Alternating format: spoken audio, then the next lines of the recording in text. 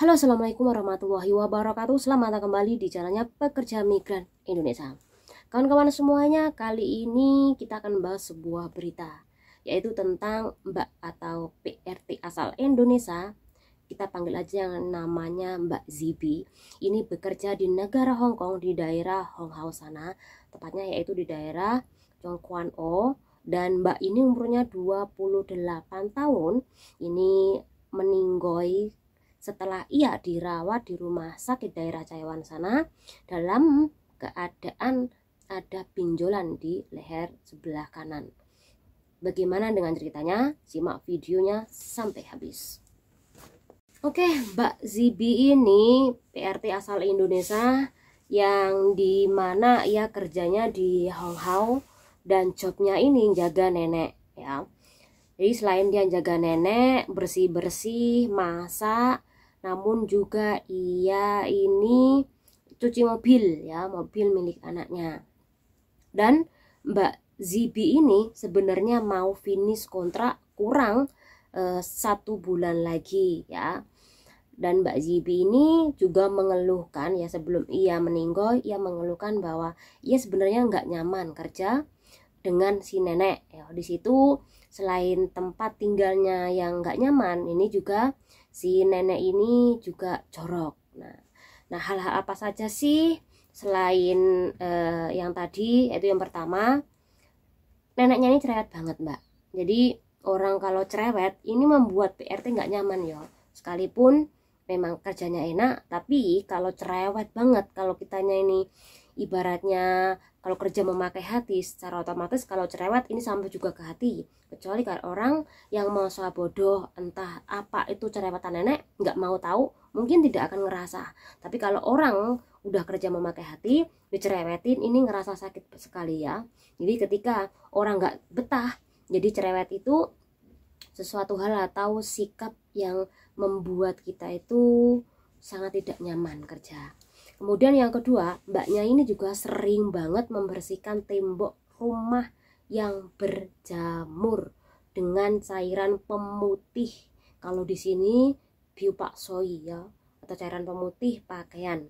Kemudian yang ketiga, kerjaan bersih-bersih dengan pemutih ini, mbaknya ini dilakukan serutin mungkin setiap hari sebelum ia tidur. Jadi sebelum mbaknya tidur, mbaknya ini bersih-bersih dulu dengan pemutih, dan yang dibersihkan yaitu tembok-tembok yang katanya kotor ya.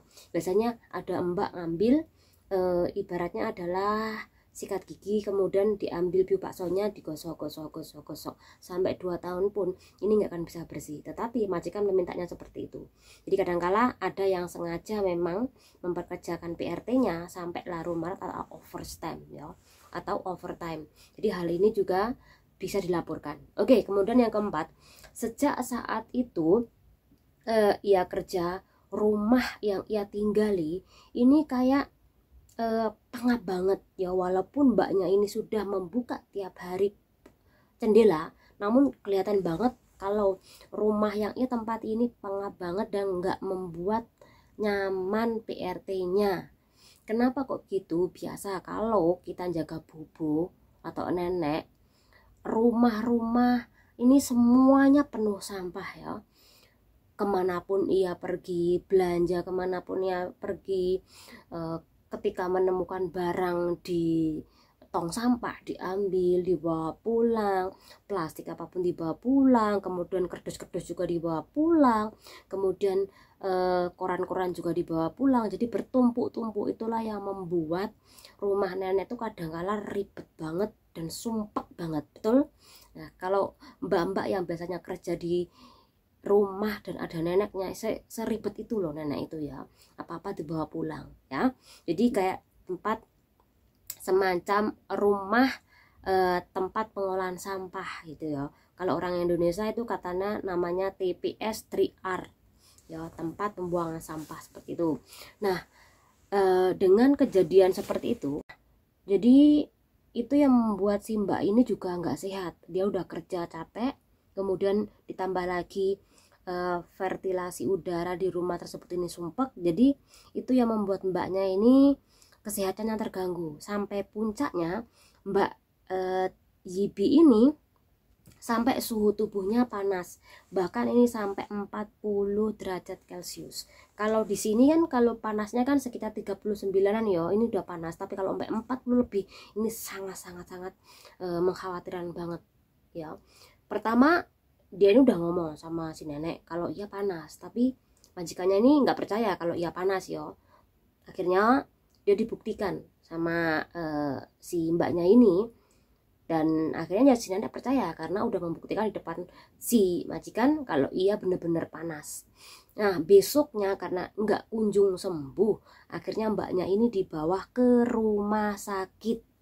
Di rumah sakit itulah mbaknya ketahuan kalau ia itu paru-parunya infeksi ya. Dan di bawah pertama ia dibawa ke rumah sakit yaitu di daerah Chongquan sana. Kalau udah tahu infeksi dan infeksinya parah ya paru-parunya, ini rumah sakit tersebut ini tidak ada peralatan yang sangat memadai ya, karena saking parahnya penyakitnya si mbaknya ini. Akhirnya atas inisiatif atau saran dari rumah sakit tersebut, mbaknya ini dilarikan ke rumah sakit bagian daerah Chaiwan sana. Nah di daerah Chaiwan sana mbaknya ini kan karena saking parahnya ya, akhirnya dia itu dirawat di ruang instalasi perawatan intensif dalam kondisi tidak sadar. Nah instalasi perawatan itu yang bagaimana, yaitu pasien dalam kondisi gawat darurat dan pelayanan ini dibuka 24 jam dan sampai ganti 3 kali perawat. Jadi kalau udah perawatan darurat berarti benar-benar parah atau kritis banget ini mbaknya ya, sampai 24 jam ini perawatannya ya. Oke, selepas ia dirawat sampai sekitar 12 hari kemudian, tepatnya hari Jumat, mbak ini akhirnya menghembuskan nafas terakhir karena nggak tertolong ya. Setelah ia diperiksa juga, ini ada benjolan di bagian kanan mbaknya ini ya. Dan pembuluh darahnya mbaknya ini juga pecah mbak, saking parahnya ya. Jadi pembuluh darah pecah ini tidak hanya ketika Anda ini terlalu banyak menghirup udara dingin, dan ketika Anda menghirupnya secara kuat, nggak hanya itu aja, namun ketika Anda tuh menghirup gas-gas yang beracun, ini juga bisa mengakibatkan paru-paru Anda ini juga infeksi, kemudian sampai menyebabkan pembuluh darah Anda pecah. Nah itu akibatnya mbaknya nggak tertolong ya.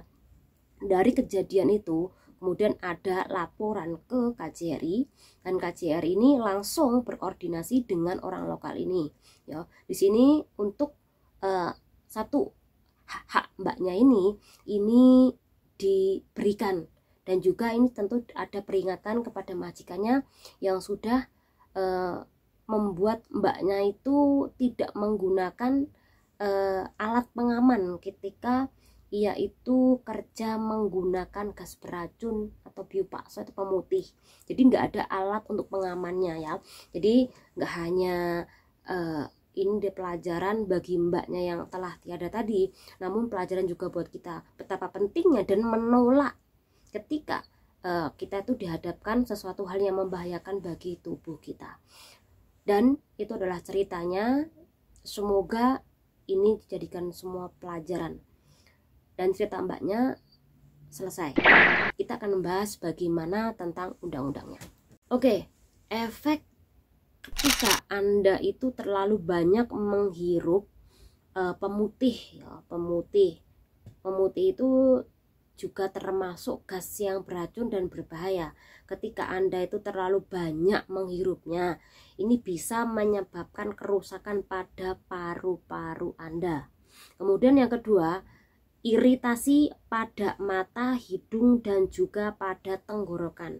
Jadi kalau Anda ini terlalu banyak menghirup, ini bisa menyebabkan bindeng. Ini nggak nyaman ya. Anda itu bicaranya akan nggak nyaman, ini sama ini nggak nyaman banget ya. Jadi berhati-hati ketika Anda disuruh majikan Anda menggunakan biopaksoy tanpa pengaman ya.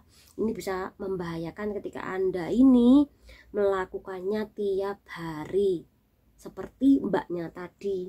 Mbaknya tadi tiap malam disuruh menggosok dinding yang katanya ini ada bercak-bercak hitamnya semacam jamur.